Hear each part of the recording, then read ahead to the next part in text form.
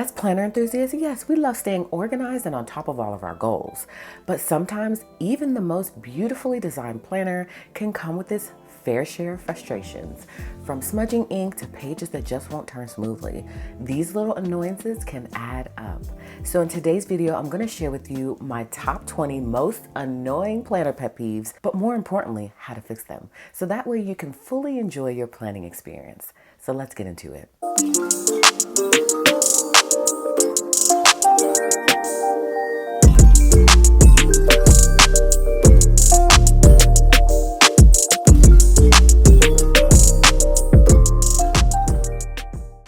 Okay, the first pet peeve of mine is bleed through pages. So y'all, there's nothing more frustrating than flipping a page and seeing your ink bleed through. It makes the next page almost unusable. So here's how you're gonna fix it. You're gonna make sure you use pens with no bleed ink, such as gel pens or fine tip markers. Alternately, choose planners with thicker, higher quality paper, maybe about 100 GSM. And what I usually like to do is do a little pen test. So that way I can see if that pen is gonna bleed through to the other side, because again, it makes the page unusable. So a lot of times you'll go ham and you'll write it all in, and then you'll flip that page and you're like, oh my gosh, I just messed up my whole next week. So do a quick little pen test so that way you can make sure that that pen works with that paper type, because not all pens are created equally and not all paper is created equally. Which brings us to number 2, which is thin paper. Thin paper is so annoying. It is going to tear easily and it's just not gonna hold up to heavy usage or any decorative elements like stickers, which we all use in our planners. So here's your fix. You're gonna opt for planners with sturdy, high GSM paper, like we just talked about. You can even use printable inserts and customize your setup with thicker paper at home. So go out to your local office store or on Amazon. They have a ton of great quality paper. Find your most favorite printables and just print it at home. So that way you have full control and you know that paper is gonna be great quality. So here's number 3 of my pet peeves, and that's misaligned punches. Those misaligned holes can make it hard to insert or turn pages, and that definitely causes unnecessary stress. So here's your fix. An adjustable paper punch that aligns perfectly with your planner's binding system. Pre-punch inserts are also a lifesaver as well. And as you know, we have everything pre-punched at Fancy Plans Co. based on the type of planner that you have. But I hate when the pages don't line up properly, when the holes are wrong and inconsistent. It really, really frustrates me. Okay, here's number 4, and that's smudging ink. Okay, smudging is common with slow drying pens and markers, especially for left-handed writers. So here's your fix. You're going to use fast drying pens or just let the ink dry before turning the page. And you can also keep some blotting paper handy for that added protection. But there's nothing worse than you writing on the pages and you look up and the ink is on your hands or is smudged all on your paper planner, and it just ruins the whole spread. And it can cause a little bit of stress, okay? Not to be dramatic, but a lot of times we'll write everything in and then we'll notice, oh my gosh, I just smudged my whole planner layout. So there are some really good pens that do smudge. So just look at the product description before buying it to determine if you have that little extra time to wait to have that ink dry. Because usually it'll tell you if it's fast drying or if it may cause smudging. So just do a little bit of research on the front end and decide whether or not to pick up that pen or marker based on whether or not it smudges. I say stay away from it because there's so many pens on the market that don't smudge, that work very well. But if you just have to have it, just account for that. If it's gonna smudge, give it some extra time to dry, or simply lift up after you write each thing, which is gonna take a little bit more time. Number 5 is a bulky accessories. Now I love a good thick planner, okay? But overloading your planner with bulky accessories can make it hard to close or to carry, and it's less enjoyable. So here's your fix. Stick to slim accessories like flat dashboards and minimalist dividers. Prioritize functionality over decoration to keep your planner portable. Here's number 6, and that's hard to turn pages that snag or get stuck on rings or discs, and that can make planning frustrating. So here's your fix. Avoid overstuffing your planner. and use page protectors or reinforcements for frequently handled inserts.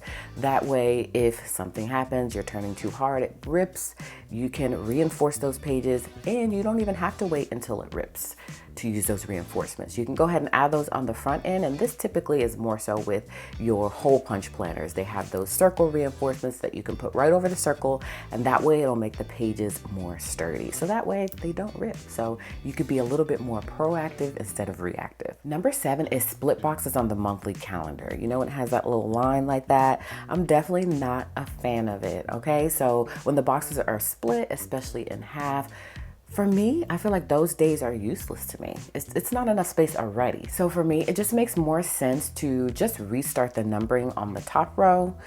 And thank goodness for whiteout tape, because sometimes you do have to kind of swipe that line away. So definitely just watch out for this. It may not be a problem for you, but for me, I just don't want my box cut in half. Just give me the full box. And so again, I'll either use the whiteout or I'll just move right on up to the top row and I'll continue numbering there. So that way I have a full box to write in all of my to-do list items. Number 8 is overwhelming layouts. There's sometimes when there's just too much going on. So too many sections, too many boxes, super stressful. So here's how you fix it. Customize your layout to fix your needs. Use washi tape, stickers, or inserts to block off unused sections. Number 9 is lack of space. Limited writing space makes it hard to include all the details that you need to make sure you're super productive. So here's your fix. You can use abbreviations, symbols, or sticky notes to maximize that space. Also, you can just switch to a larger planner size. So maybe you're in a mini and you may need a half letter. Maybe you're in a half letter and you may need a classic size. And then ultimately, you may need a bigger size if that still doesn't work for you. So you might have to size up if those other things that I suggested don't work for you. Okay, we are halfway through my planner pet peeves. Number 10 is when you just feel so inspired by the design of your planner. So generic or uninspiring designs can make planning feel like a chore. So here's a quick fix. Just personalize your planner with decorative elements like stickers, washi tape, inspiring dashboards. Make sure that your cover is going to be something where you want to pick your planner up and use it. So you have to either choose that on the front end, or you may have to do a little bit more customization. So that way, every day you see your planner, you're not like, I gotta use that old thing again. You're like, oh, she's so gorgeous. I really love her. Let's pick her up and use her. Sometimes that's all the quick little thing that you need to make sure that you're sticking to using your planner. And for me, I'm not a super big colorful person. Every now and then I'll switch my color out to something really fun and vibrant, but for the most part, I'm a neutral girl. So everyone has their style. So whether you're a neutral, minimal girl, you just like black and white, you just like black wording, maybe like quotes, whatever it is that you like, make sure that you find something that is really going to speak to you. So that way, again, you love using your planner, which is the ultimate goal, using your planner. And in my opinion, you have to love it in order to use it.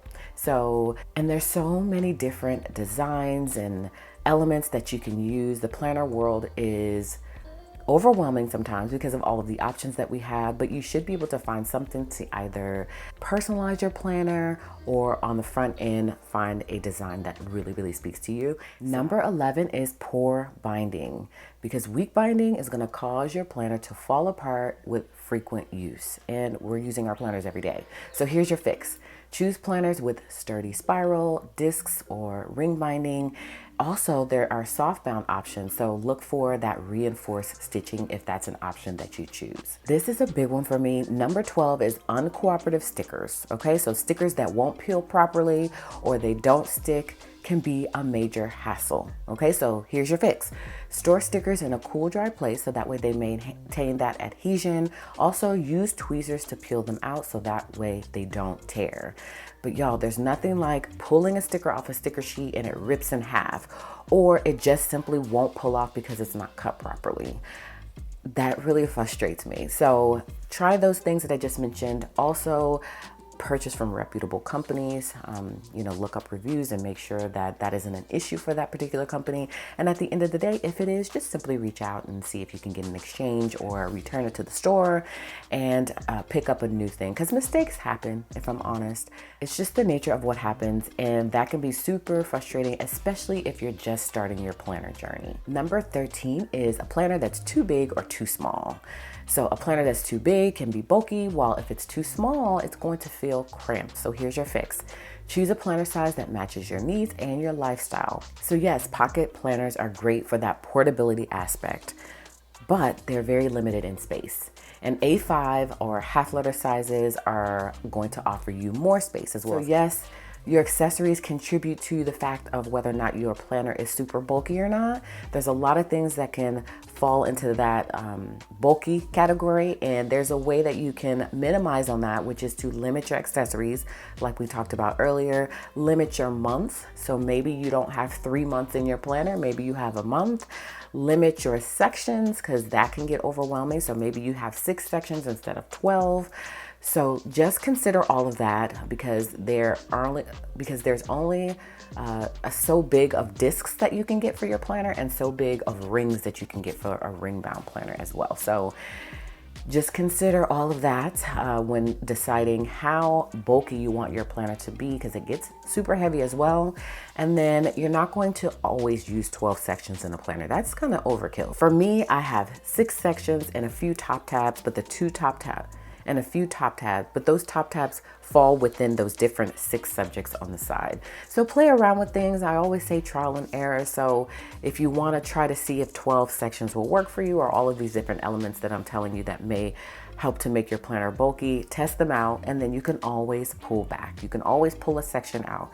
You can always take a accessory out of your planner. But if you just want to try it out on the front end, I say go for it, and then make tweaks as necessary. Number 14 is flimsy covers. So soft, bendable covers just don't hold up well over time.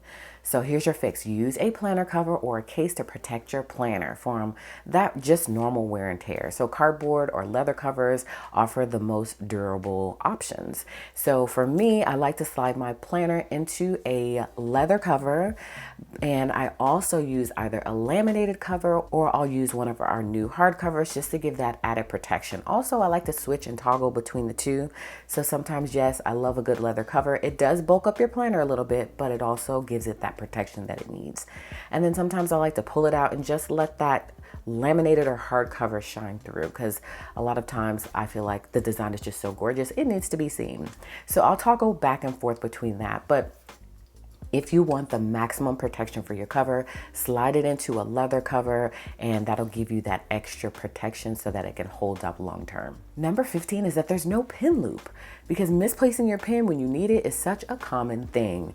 I look up sometimes, I'm like, where's the pin? I know I just had it. So here's your fix. Attach an adhesive pin loop to your planners, or choose a planner that comes with one built in. And usually the leather covers do have a pin loop included, but if you opt for a hard cover or a laminated cover, you're going to need to attach a pin loop to the side.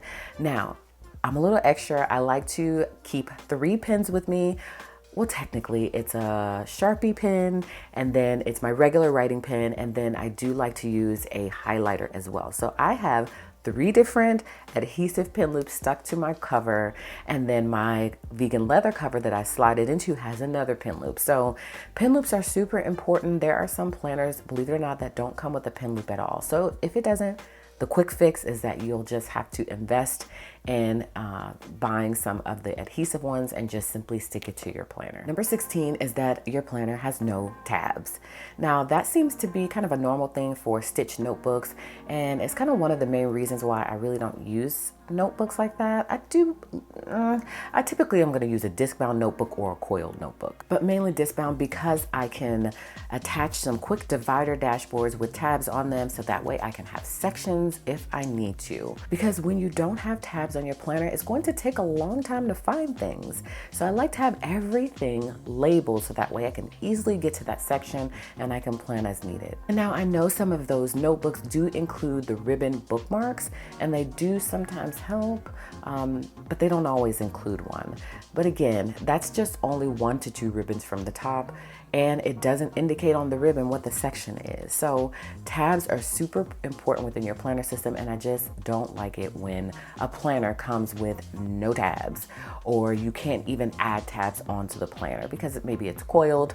A lot of times disc bound is just an easier system because you can remove and add pages as needed. So even if the planner on the front end doesn't include those tabs, you can always add them. So that's why disc bound systems are my favorite for the customizability of it.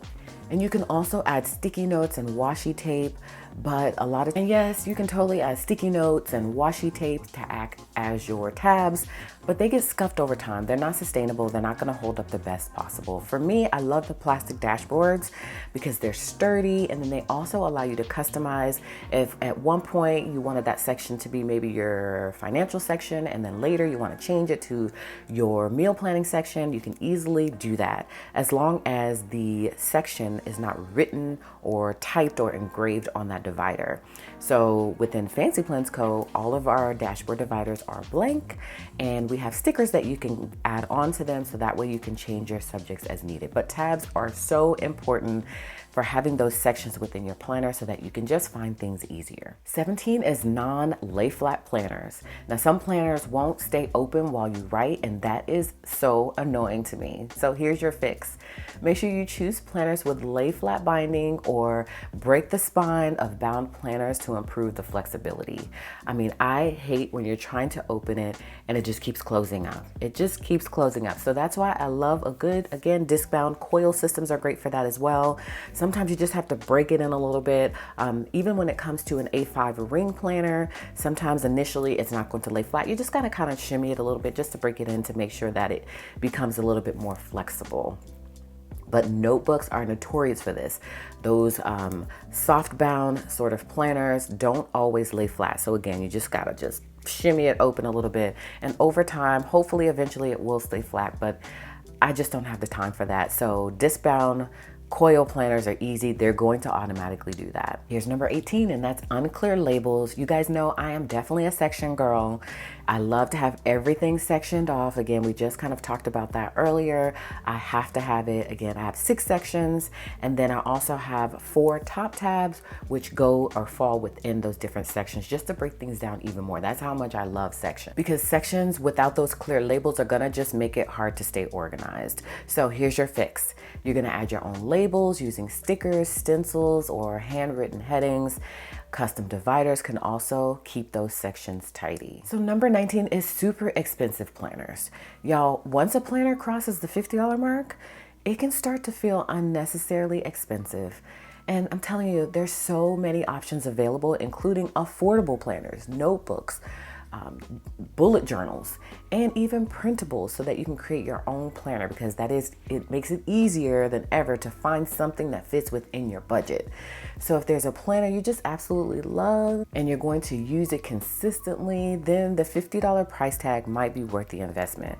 However, there are just so many high quality, budget friendly options to explore that just won't break the bank. So just do your research and see, again, if luxury and more high-end type of things is your thing, go for it. For me, I just don't have the money to spend. Again, I have a planner company, but I do use other companies' products as well. And there's just a certain limit of things, dollar-wise, that just don't go over. And I feel like for a planner, I don't feel like it should be $50 for the planner itself. Now, maybe the cover and all of the accessories and the different moving parts may eventually add up to $50, but for that base planner to be $50, I don't know, for me, it seems like a lot.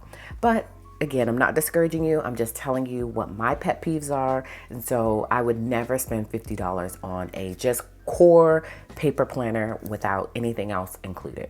But you do you. Is what I'm saying. Okay, so that is definitely a pet peeve of mine. Super duper expensive planners, especially when it just like you get it and you're like, this was $50. So you may be the type that want to go into the store and just, flip through the pages just to feel the quality and just see if it's worth it for you. I just feel like there's just so many options out there that it's kind of, why pay $50 when you don't have to? And maybe $50 is not your number. Maybe 60 is your number. Anything more than that is a no for me. We are up to number 20 and my final pet peeve. And this is why I have a planner company, and this is why I love disc-bound planners, and that is limited customization. So some planners don't offer enough flexibility for my needs. So here's your fix. You're gonna look for planners with customizable layouts or add your own inserts, trackers, and dashboards to tailor your planner to your life. And so again, I speak so highly of disc-bound planners because you can fully customize it. You can take it from nothing and really make it into something beautiful and functional. You can also do that with ring planners because you can open the rings up and you can move things around. So those coil planners are really not something I typically go for because everything is already bound and you're not able to move things around. So look for a planner that is fully customizable so that way you can add all the different various elements that are going to suit you, and they're going to make sure that you use that planner, which is our main objective, and it'll make you the most productive ever. Planning should help you feel in control, not frustrated. So by addressing these common pet peeves, you can transform your planner into a tool that works perfectly for you. So whether you're upgrading your paper quality, you're customizing your layouts, or you're just simply investing in better accessories, these small tweaks can make a big difference. So let me know, what are your biggest planner pet peeves in the comments below. Share them down there. We want to hear from you, and let's tackle them all together. So thank you guys so much for watching today. I really appreciate you stopping by my channel to catch this video. Hopefully you were inspired. I have a feeling that a lot of these pet peeves are probably yours as well. That's why I want to hear from you. So hopefully you'll give me a thumbs up on this video if you did find it inspiring and you enjoyed it. And as always, I would love it if you came back by to catch another video, in which case I'll see you then.